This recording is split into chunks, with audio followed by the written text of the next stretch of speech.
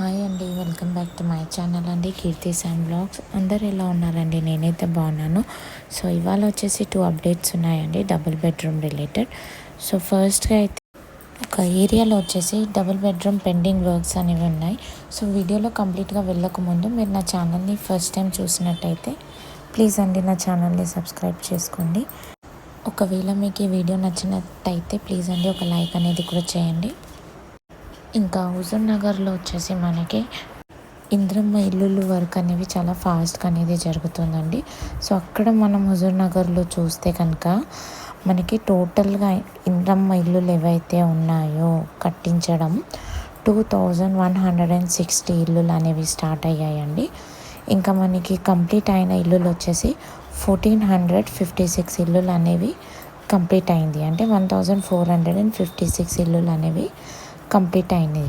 ఇంకా మనకి ఇప్పుడు ఇంకా కట్టాల్సిన ఇంద్రమ్మ ఇల్లులు వచ్చేసి 704 ఇల్లులు అనేవి మనకి కడతారు. సో ఇందులో కూడా ఏంటంటే మనకి ఎవరైతే అర్హులు ఉంటారో వాళ్ళకి మాత్రమే ఇంద్రమ్మ ఇల్లులు అనేవి ఇస్తారు.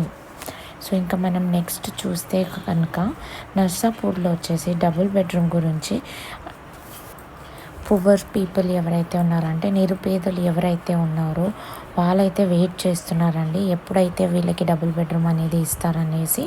సో అక్కడలో ఉన్న లబ్ధిదారులు L2 లబ్ధిదారులు ఎవరైతే ఉన్నారో వాళ్ళు ఆల్రెడీ ఆందోళన అనేది చెందుతున్నారు. ఎందుకంటే అక్కడ డబుల్ బెడ్రూమ్ అనేవి ఆల్రెడీ కంప్లీట్ అయిపోయాయి.